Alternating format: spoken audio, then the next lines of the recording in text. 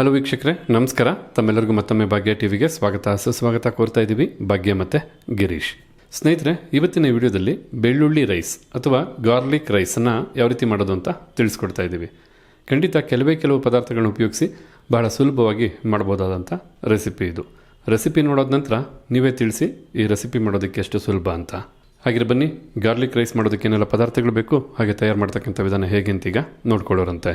ಕೆಲವರು ಈರುಳ್ಳಿ ಅಥವಾ ಬೆಳ್ಳುಳ್ಳಿನ ಹಾಕಿದಂಥ ರೆಸಿಪಿನ ಇಷ್ಟಪಡಲ್ಲ. ಅಂಥವ್ರು ಬೇಕಿದ್ರೆ ಈ ವಿಡಿಯೋನ ಸ್ಕಿಪ್ ಮಾಡ್ಕೋಬೋದು. ಈ ಗಾರ್ಲಿಕ್ ರೈಸ್ ಮಾಡೋದಕ್ಕೆ ಮೊದಲೇ ಅನ್ನನ ಸಿದ್ಧ ಮಾಡಿ ಇಟ್ಕೋಬೇಕಾಗುತ್ತೆ. ಅದು ಬಿಡಿಬಿಡಿಯಾಗಿ ಸಿದ್ಧ ಮಾಡಿ ಇಟ್ಕೋಬೇಕಾಗುತ್ತೆ.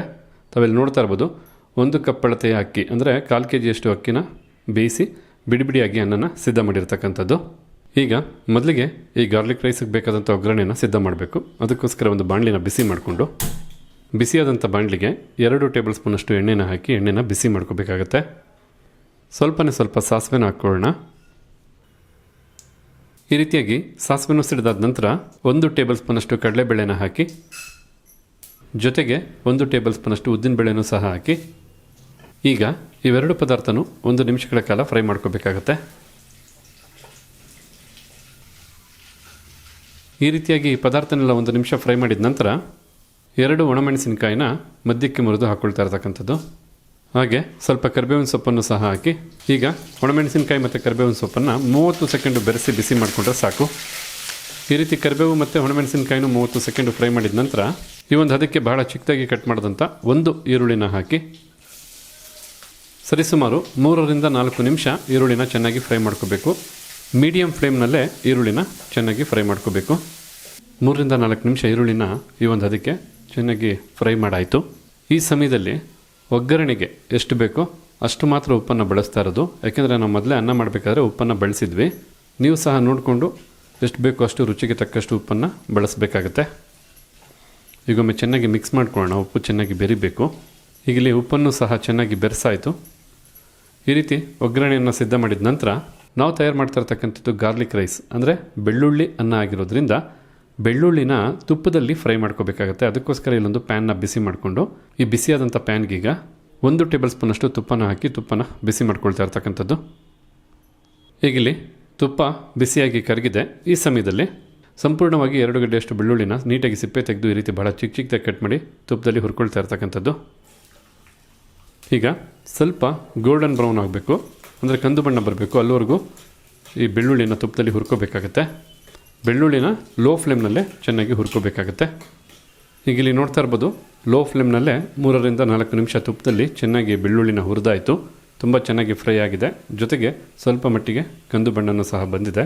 ಹೈ ಫ್ಲೇಮ್ನಲ್ಲೇ ಫ್ರೈ ಮಾಡ್ಕೊಂಡ್ಬಿಟ್ರೆ ಏನಾಗುತ್ತೆ, ಮೇಲೆ ಬಹಳ ಬೇಗ ಬಣ್ಣ ಬಂದುಬಿಡುತ್ತೆ, ಒಳಗಡೆ ಫ್ರೈ ಆಗಿರೋದಿಲ್ಲ. ಆದ ಕಾರಣ ಲೋ ಫ್ಲೇಮಲ್ಲೇ ಫ್ರೈ ಮಾಡ್ಕೊಳ್ಳಿ. ಈಗ ಫ್ಲೇಮನ್ನು ಆಫ್ ಮಾಡಿಕೊಂಡು ಒಗ್ಗರಣೆಗೆ ಅನ್ನನ ಹಾಕ್ಕೋಬೇಕಾಗತ್ತೆ. ಮೊದಲೇ ಏನು ಬಿಡಿಬಿಡಿಯಾಗಿ ಅನ್ನನ ಸಿದ್ಧ ಮಾಡಿ ಇಟ್ಟಿದ್ವಿ, ಅನ್ನನ ಹಾಕ್ಕೋಬೇಕು. ಈ ರೀತಿ ಬಿಡಿಬಿಡಿಯಾಗಿ ಅನ್ನ ಮಾಡೋದಕ್ಕೆ ಗೊತ್ತಿಲ್ಲ ಅಂದರೆ ಖಂಡಿತ ತಿಳಿಸ್ಕೊಡ್ತೀನಿ. 1 ಕಪ್ ಅಳತೆಯ ಅಕ್ಕಿನ 10 ನಿಮಿಷಗಳ ಕಾಲ ನೀರಲ್ಲಿ ನೆನೆಸಿ 1 ಕಪ್ ಅಳತೆ ಅಕ್ಕಿಗೆ 1.5 ಕಪ್ಪಷ್ಟು ನೀರನ್ನು ಹಾಕಿ ರುಚಿಗೆ ತಕ್ಕಷ್ಟು ಉಪ್ಪನ್ನು ಹಾಕಿ 2 ವಿಸಲ್ ಕೂಗಿಸ್ಕೊಂಡ್ರೆ ಸಾಕು. ಸೂಪರಾಗಿ ಅನ್ನ ರೆಡಿ ಆಗಿಬಿಡುತ್ತೆ. ಖಂಡಿತ ಈ ರೀತಿ ಬಿಡಿಬಿಡಿಯಾಗಿ ಅನ್ನ ಸಿದ್ಧವಾಗುತ್ತೆ. ಅನ್ನನೂ ಬಾಣಲಿಗೆ ಹಾಕಾದ ನಂತರ ತುಪ್ಪದಲ್ಲಿ ಹುರಿದಂಥ ಬೆಳ್ಳುಳ್ಳಿ ಹಾಗೆ ತುಪ್ಪನ ಹಾಕ್ಕೋಬೇಕಾಗತ್ತೆ. ಹಾಗೆ ಈ ಸಮಯದಲ್ಲೇ 1 ಟೀ ಸ್ಪೂನಷ್ಟು ಪೆಪ್ಪರ್ ಪೌಡರ್ ಅಂದರೆ ಕರಿ ಕಾಳು ಮೆಣಸಿನ ಪುಡಿನ ಹಾಕಿ, ಜೊತೆಗೆ ಮೇಲೆ ಸ್ವಲ್ಪ ಕೊತ್ತಂಬರಿ ಸೊಪ್ಪನ್ನು ಸಹ ಉದುರಿಸಿ, ಈಗ ಎಲ್ಲ ಪದಾರ್ಥನೂ ಚೆನ್ನಾಗಿ ಬೆರೆಯುವ ಹಾಗೆ ಮಿಕ್ಸ್ ಮಾಡಬೇಕಾಗತ್ತೆ. ಆಲ್ಮೋಸ್ಟ್ ಆಲ್ ಒಂದು ರೀತಿ ಚಿತ್ರಾನ್ನನ ತಯಾರು ಮಾಡೋದಾಗಿರುತ್ತೆ. ಬಟ್ ಬೆಳ್ಳುಳ್ಳಿ ಹಾಕಿರೋದ್ರಿಂದ ಆ ಫ್ಲೇವರ್ ಆಗ್ಬೋದು ಅಥವಾ ತಿನ್ನಬೇಕಾದ್ರೆ ಈ ಒಂದು ರೈಸ್ನ ರುಚಿ ಆಗ್ಬೋದು, ಖಂಡಿತ ಬಹಳ ವ್ಯತ್ಯಾಸ ಇರುತ್ತೆ. ತಾವು ಗಮನಿಸಿರ್ಬೋದು, ನಾವಿಲ್ಲಿ ಟೊಮೊಟೊ ಹಣ್ಣು ಆಗ್ಬೋದು, ಕಡಲೆಕಾಯಿ ಬೀಜ ಆಗ್ಬೋದು, ಜೀರಿಗೆ ಆಗ್ಬೋದು ಏನನ್ನು ಬಳಸಿಲ್ಲ. ಯಾಕೆಂದರೆ ಇದು ಗಾರ್ಲಿಕ್ ರೈಸ್ ಆಗಿರೋದ್ರಿಂದ ಆ ಒಂದು ಬೆಳ್ಳುಳ್ಳಿಯ ಆ ಸುವಾಸನೆ ಆಗ್ಬೋದು, ಅದರ ರುಚಿ ಆಗ್ಬೋದು, ರೈಸ್ನ ಜೊತೆ ಬೆರೆಯೋದಕ್ಕೆ ಯಾವುದೇ ಪದಾರ್ಥಗಳನ್ನ ನಾವು ಬಳಸಿಲ್ಲ. ಆ ಪದಾರ್ಥಗಳು ಬಳಸಿದ್ರೆ ಬೆಳ್ಳುಳ್ಳಿಯ ಸ್ವಾದ ಕಡಿಮೆ ಆಗಿಬಿಡುತ್ತೆ. ಈಗ ಇಲ್ಲಿ ನೋಡ್ತಾ ಇರ್ಬೋದು, ಕಂಪ್ಲೀಟಾಗಿ ಚೆನ್ನಾಗಿ ಒಗ್ಗರಣೆ ಜೊತೆಗೆ ಅನ್ನನ ಬೆರೆಸಾಯಿತು. ಗಾರ್ಲಿಕ್ ರೈಸ್ ಬಿಸಿ ಬಿಸಿಯಾಗಿ ಸಿದ್ಧವಾಯಿತು. ನೀವು ಅನೇಕ ರೀತಿಯಾದಂಥ ರೈಸ್ ಬಾತ್ನ ಹಾಗೆ ಅನ್ನದಲ್ಲಿ ಅನೇಕ ಬಗೆಯಾದಂಥ ತಿಂಡಿ ಪದಾರ್ಥನ ಮಾಡಿರ್ತೀರ. ಒಮ್ಮೆ ಈ ರೀತಿಯಾದಂಥ ಗಾರ್ಲಿಕ್ ರೈಸ್ ಅಥವಾ ಬೆಳ್ಳುಳ್ಳಿ ಅನ್ನನ ಮಾಡಿ ನೋಡಿ, ಖಂಡಿತ ಇಷ್ಟಪಡ್ತೀರ ಅಂತ ಹೇಳ್ತಾ, ಹಾಗಿದ್ರೆ ಇವತ್ತು ಈ ವಿಡಿಯೋ ಮೂಲಕ ನಾವು ಮಾಡಿ ತಿಳಿಸಿದಂಥ ಗಾರ್ಲಿಕ್ ರೈಸ್ ತಮಗೆಲ್ಲರಿಗೂ ಇಷ್ಟ ಆಗಿದೆ ಅಂತ ತಿಳ್ಕೊಂಡಿದ್ದೀನಿ. ಇಷ್ಟ ಆಗಿದ್ರೆ ವಿಡಿಯೋ ಒಂದು ಲೈಕ್ ಮಾಡಿ. ಹಾಗೆ ಈ ರೆಸಿಪಿ ಬಗ್ಗೆ ತಮಗಿರ್ತಕ್ಕಂಥ ಅನಿಸಿಕೆ ಅಭಿಪ್ರಾಯನ ತಿಳಿಸೋದನ್ನು ಮರಿಬೇಡಿ. ಎಲ್ಲದಕ್ಕಿಂತ ಹೆಚ್ಚಾಗಿ ಈ ವಿಡಿಯೋನ ಮತ್ತೊಬ್ಬರಿಗೂ ಹೆಲ್ಪ್ ಆಗೋ ಹಾಗೆ ಶೇರ್ ಮಾಡಿ ಅಂತ ಹೇಳ್ತಾ ತಮಗೆಲ್ಲರಿಗೂ ಧನ್ಯವಾದನ ತಿಳಿಸ್ತಾ ಇದ್ದೀವಿ. ಮತ್ತೊಂದು ಹೊಸ ವಿಡಿಯೋದಲ್ಲಿ ಹೊಸ ರೆಸಿಪಿ ಜೊತೆ ತಮ್ಮನ್ನ ಭೇಟಿ ಮಾಡ್ತೀವಿ. ಅಲ್ಲಿವರೆಗೂ ನಮಸ್ಕಾರ ವೀಕ್ಷಕರೇ.